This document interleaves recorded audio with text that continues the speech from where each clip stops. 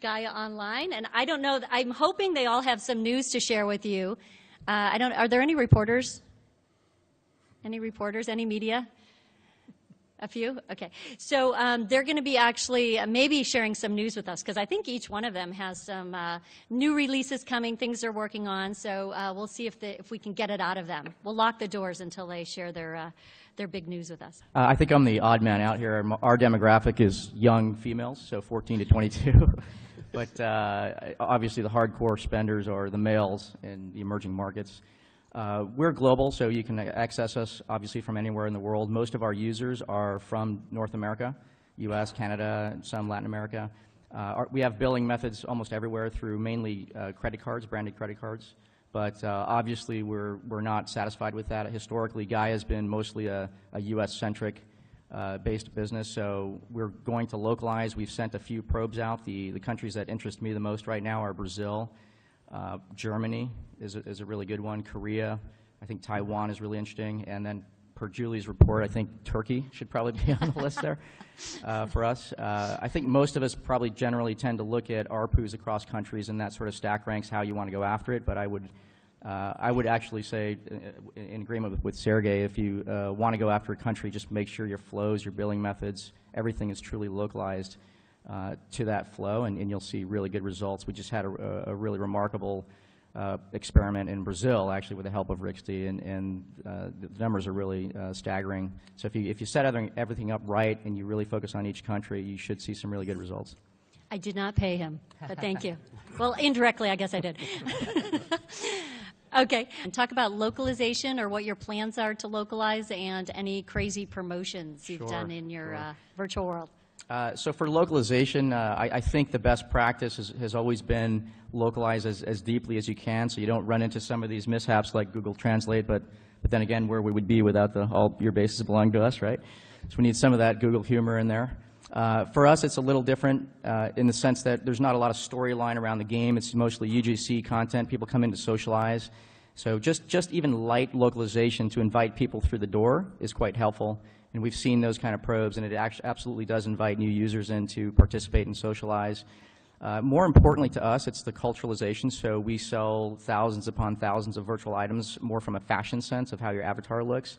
And it's very clear that in certain countries, a certain look resonates better with, say, another look that resonates in another country. So for us, it's really about understanding what styles look better on those avatars and catering to that as we go into each country. And in terms of promotion, for us, it's really around finding the right segments. So even within a country, you might find an investor class that goes in to buy the limited quantity items to sell it on the marketplace, or you might find somebody that has a certain wallet size and they just go in and buy certain things every single month. So trying to find out who those segments are and making sure that when you offer the billing method, that if you can tell they're coming from that country, that you prominently display that up front. And that was the experiment we did with Rixty, and we had similar results like Sergey did. I mean, it's just staggering if you can offer that right up front because you know where they're coming from and they have the intent to purchase. That's where we're running most of our promotional cycles right now, is focusing on that type of behavior. So any big announcements you want to share, or where you're headed in terms of new titles, new markets, anything big you want to share? If you're looking to acquire new gaming company, other gaming companies, you know, there might be some out here looking, so, you know, to partner up with you. So go ahead and share any big announcements or kind of what would be helpful to you to network with the group that's here today. And then if there's any, at that same time, if there's any crazy user stories you want to share about, I know we talked about promotions, but just in general, do you tend to have a lot of whales, a few whales that are out there just spending, and anything you want to share around any of your whales would be fun?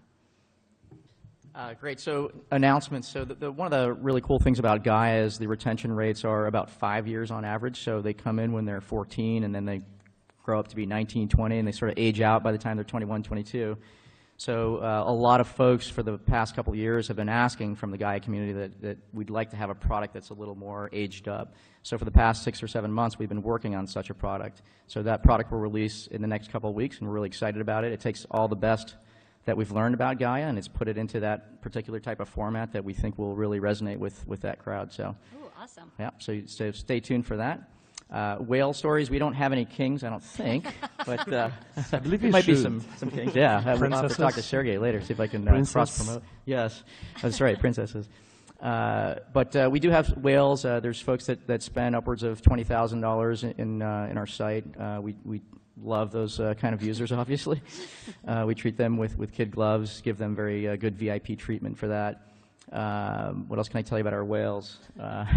Most of our folks that are considered whales spend over $100 a month, so not quite the turkey revenue, $134 per month. But that's sort of our, that's right. Whale stories, there was a particular, when I got to Gaia, there's a particular item that was kind of this elusive thing in the marketplace that took 4 years to craft, and I think most people just aged out of the system before they could actually get it.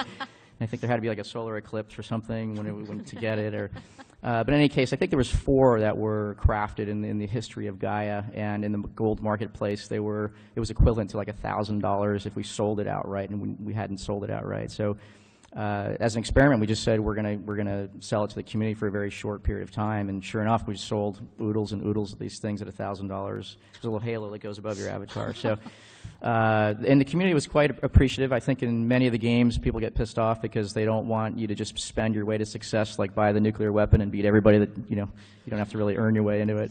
But for us, I think it resonated with the people that really wanted to work hard to get it, and they finally broke out their wallets and got that precious halo. I think that's a great question, and one that we think about all the time, right? Which is if you're going for these sort of occasional spikes in revenue, does that really hurting you in the long run? I think there's ways to counter it. So, for instance, if we do a discount on currency, there's always that hangover that people now are flush with currency. So the next couple days may be hurtful to the overall baseline revenue, right? The ways to counter that in some cases for items, like if someone just bought the Gatling gun for $100 and then the next day it's on discount for the whole community for $50, a lot of people are pissed off, right? So as long as you've got some I think, substitute cycles of things that you can sell that are analogous to that weapon, then I think the community is okay with it. I think the other thing is you have to give it some breathing room. I think if you're going to have a sale on something, you have to give it some time before you do another sale. So there's ways to really mitigate it that way. My favorite way to do it is actually if you can CRM it perfectly so you can actually let somebody buy what they've been wishing for a long time, and it's not a community-wide sale. It's something where, Joe wanted the Gatling gun, but you can tell every time he goes to the shop he's not quite ready to press spend. So give Joe, and only Joe, 20% for that Gatling gun, and that's the way to really, I think, where it's a win-win for the community and for Joe who wants that gun, right? Yeah, so. Thanks. Okay, I think we're out of time, but again, another round of applause for our panelists. Thank you all for coming.